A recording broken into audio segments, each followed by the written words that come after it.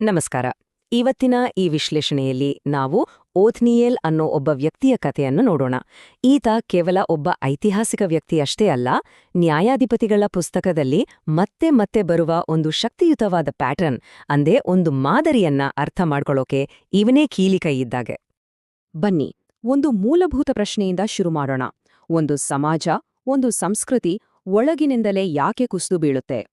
ಈ ಪ್ರಶ್ನೆಗೆ ಈ ಹಳೆಯ ಕಥೆಯಲ್ಲೇ ಒಂದು ಸಾರ್ವಕಾಲಿಕ ಉತ್ತರ ಅಡಗಿದೆ ಅಂತ ಹೇಳ್ಬಹುದು. ಸರಿ, ಹಾಗಾದ್ರೆ ಕಥೆಯ ಹಿನ್ನೆಲೆ ಏನು ಅಂತ ನೋಡೋಣ. ಇದು ಯೆಹೋಶುವನ ನಂತರದ ಕಾಲ. ಇಸ್ರಾಯೇಲ್ ಜನರಿಗೆ ದೇವರು ವಾಗ್ದಾನ ಮಾಡಿದ ದೇಶ ಸಿಕ್ಕಿದೆ. ಆದ್ರೆ ಅವರು ಅಲ್ಲಿ ಒಬ್ರೇ ಇರಲಿಲ್ಲ. ಅವರ ಸುತ್ತಮುತ್ತ ಬಲಿಷ್ಠವಾದ, ಆಕರ್ಷಕವಾದ ಬೇರೆ ಸಂಸ್ಕೃತಿಗಳಿದ್ವು. ಹಾಗಾಗಿ ನಿಧಾನವಾಗಿ ದೇವರ ಶಕ್ತಿಯ ನೆನಪುಗಳು ಮಸುಕಾಗೋಕೆ ಶುರುವಾಗಿದ್ವು. ಹೊರಗಡೆಯಿಂದ ನೋಡಿದ್ರೆ ಎಲ್ಲವೂ ಚೆನ್ನಾಗೇ ಇತ್ತು, ಸಮೃದ್ಧಿ ಇತ್ತು, ಶಾಂತಿ ಇತ್ತು. ಆದ್ರೆ ಒಳಗೊಳಗೆ ಒಂದು ಆಧ್ಯಾತ್ಮಿಕ ಬಿಕ್ಕಟ್ಟು ಸದ್ದೇ ಇಲ್ಲದ ಹಾಗೆ ಬೇರೂರುತ್ತಾ ಇತ್ತು. ಅವರ ಹೃದಯಗಳು ನಿಧಾನಕ್ಕೆ ದಾರಿ ತಪ್ಪೋಕೆ ಶುರುವಾಗಿದ್ವು.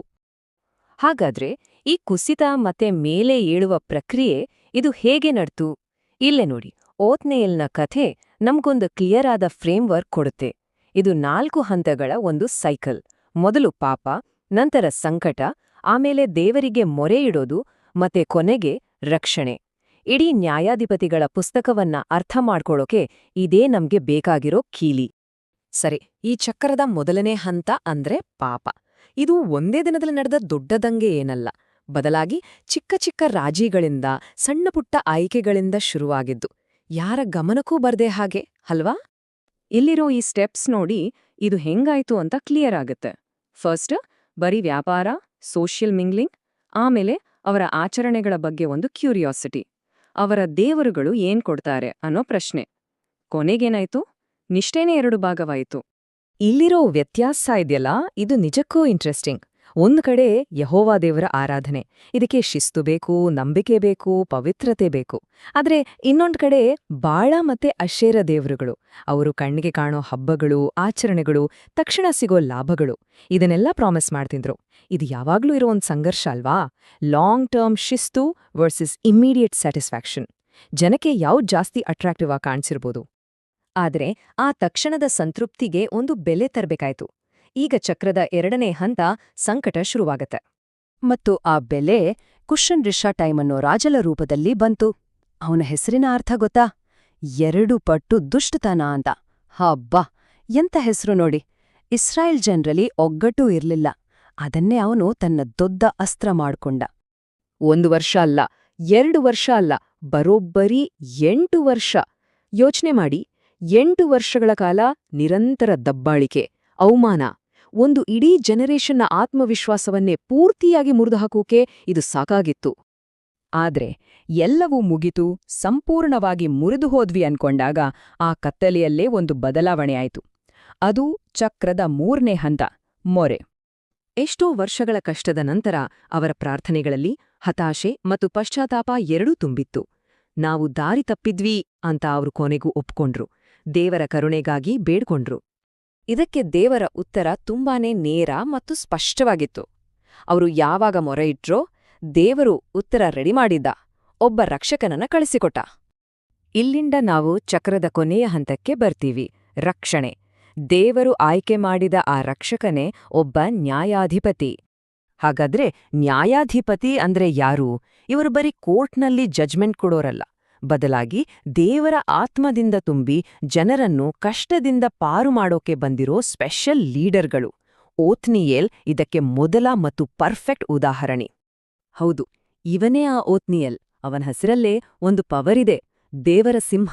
ಇವನು ಬರೀ ಧೈರ್ಯವಂತ ಅಷ್ಟೇ ಅಲ್ಲ, ನಿಷ್ಠಾವಂತ ನಾಯಕ, ಕಾಲೇಬನ ಸಂಬಂಧಿ ಕೂಡ. ಅಷ್ಟೇ ಅಲ್ಲ, ಇದೆಲ್ಲ ಆಗೋಕ್ಕೂ ಮೊದಲೇ ದೇಬೀರ್ಪಟ್ಟಣವನ್ನ ಗೆದ್ದು ತನ್ನ ತಾಕತ್ತೇನು ಅಂತ ತೋರ್ಸಿದ್ದ. ಹಾಗಾದ್ರೆ ಅವನ ಕಾನ್ಫಿಡೆನ್ಸ್ಗೆ ಕಾರಣ ಏನು? ಅವನ ಸೈನ್ಯನ? ಖಂಡಿತ ಇಲ್ಲ. ಅವನ ಮಾತುಗಳಲ್ಲೇ ಅದು ಕ್ಲಿಯರ್ ಆಗಿದೆ. ನಾವು ಈ ಯುದ್ಧಕ್ಕೆ ಹೋಗ್ತಿರೋದು ನಮ್ಮ ಕತ್ತಿಗಳನ್ನಾಗಲಿ, ನಮ್ಮ ಸೈನ್ಯದ ಬಲವನ್ನಾಗಲಿ ನಂಬಿ ಅಲ್ಲ. ನಾವು ಯೆಹೋವನ ಹೆಸರಲ್ಲಿ ಹೋಗ್ತಾ ಇದೀವಿ. ರಿಸಲ್ಟ್ ತುಂಬ ಸಿಂಪಲ್ ಮತ್ತು ಪವರ್ಫುಲ್. ಯುದ್ಧದ ಸ್ಟ್ರಾಟಜಿಗಿಂತ ದೇವರ ಕೆಲ್ಸಕ್ಕೆ ಇಲ್ಲಿ ಜಾಸ್ತಿ ಇಂಪಾರ್ಟೆನ್ಸ್ ಕೊಟ್ಟಿದ್ದಾರೆ. ಗೆಲುವು ದೇವರಿಂದ ಬಂತು. ಸರಿ, ಆ ಗೆಲುವಿನ ನಂತರ ಏನಾಯಿತು? ಓಥ್ನಿಯಲ್ನ ನಾಯಕತ್ವದ ನಿಜವಾದ ಪರಿಣಾಮ ಏನಿತ್ತು? ಉತ್ತರ ಇಲ್ಲಿದೆ ನೋಡಿ, 40 ವರ್ಷಗಳ ಶಾಂತಿ. ಯೋಚ್ನೆ ಮಾಡಿ, ಒಂದು ಪೂರ್ತಿ ಜನರೇಷನ್ ಯುದ್ಧದ ಭಯಾನೇ ಇಲ್ದೆ ನೆಮ್ಮದಿಯಾಗಿರೋ ದೇಶದಲ್ಲಿ ಬೆಳೀತು. ಇದು ಸುಮ್ನೆ ಒಂದು ಟೆಂಪರರಿ ಗೆಲುವಾಗಿರ್ಲಿಲ್ಲ, ಇದೊಂದು ದೊಡ್ಡ ಪರಂಪರೆಯಾಗಿತ್ತು. ಅವನ ಲೀಡರ್ಶಿಪ್ ಬರೀ ಯುದ್ಧಭೂಮಿಗೆ ಸೀಮಿತವಾಗಿರಲಿಲ್ಲ, ಮತ್ತು ಇದು ತುಂಬಾನೇ ಮುಖ್ಯವಾದ ಪಾಯಿಂಟ್. ಅವನು ದಶಕಗಳ ಕಾಲ ದೇಶಕ್ಕೆ ಒಂದು ಸ್ಟೆಬಿಲಿಟಿ ಮತ್ತೆ ಸ್ಪಿರಿಚುವಲ್ ಗೈಡೆನ್ಸ್ ಕೊಟ್ಟ. ಜನ ದೇವರ ನಿಯಮಗಳಿಗೆ ಬದ್ಧರಾಗಿರೋ ಹಾಗೆ ನೋಡ್ಕೊಂಡ. ಇದು ಅವನ ನಾಯಕತ್ವ ಎಷ್ಟು ಆಳವಾಗಿತ್ತು ಅಂತ ಸ್ಪಷ್ಟವಾಗಿ ತೋರಿಸುತ್ತೆ. ಹಾಗಾದ್ರೆ ಓಥ್ನಿಯಲ್ನ ಕಥೆಯಿಂದ ನಮಿಗ್ ಸಿಗೋ ಪರಂಪರೆ ಏನು? ಅದು ಇದೇ ಕ್ಲಿಯರ್ ಆದ ಪ್ಯಾಟರ್ನ್. ಇಲ್ಲ ನೋಡ್ದ ಹಾಗೆ, ಮೊದ್ಲು ಇಸ್ರಾಯೇಲ್ ಪಾಪ ಮಾಡ್ತು, ಆಮೇಲೆ ಅವರು ಕಷ್ಟಪಟ್ರು, ನಂತರ ಅವರು ದೇವರಿಗೆ ಮೊರೆ ಇಟ್ರು, ಕೊನೆಗೆ ದೇವರೊಬ್ಬ ರಕ್ಷಕನನ್ನ ಕಳ್ಸಿದನು. ಈ ಸೈಕಲ್ ಇಡೀ ನ್ಯಾಯಾಧಿಪತಿಗಳ ಪುಸ್ತಕಕ್ಕೆ ಒಂದು ಬ್ಲೂ ಪ್ರಿಂಟ್ ತರ ಕೆಲಸ ಮಾಡುತ್ತೆ. ಸರಿ, ಇಷ್ಟೆಲ್ಲ ಆಯ್ತು. ಆದರೆ ಈ ಹಳೆಯ ಕಥೆ ನಮ್ಗಿವಾಗ ಯಾಕೆ ಮುಖ್ಯ? ಈ ಬಿಕ್ಕಟ್ಟು ಮತ್ತು ರಕ್ಷಣೆಯ ಸೈಕಲ್ ಬರೀ ಹಿಸ್ಟ್ರಿ ಬುಕ್ನಲ್ಲೇ ಉಳಿದುಹೋಗಿದ್ಯಾ? ಅಥವಾ ಈ ಪ್ಯಾಟರ್ನ್ನ ಪ್ರತಿಧ್ವನಿಗಳನ್ನ ನಾವು ಇವತ್ತಿಗೂ ಎಲ್ಲಾದರೂ ನೋಡಬಹುದಾ? ನಮ್ಮ ಸ್ವಂತ ಜೀವನದಲ್ಲಿ ನಾವು ಮಾಡುವ ತಪ್ಪುಗಳು, ಆಮೇಲೆ ಸಿಗೋ ಕ್ಷಮೆ, ಈ ಚಕ್ರಗಳಲ್ಲಿ, ಅಥವಾ ನಮ್ಮ ಸಮಾಜಗಳು ಎದುರಿಸ್ತಿರೋ ಅವನತಿ ಮತ್ತು ನವೀಕರಣದ ಹೋರಾಟಗಳಲ್ಲಿ ಈ ಮಾದರಿ ಎಲ್ಲೆಲ್ಲಿ ಕಾಣಿಸ್ತಿದೆ ಅಂತ ಯೋಚನೆ ಮಾಡಿ.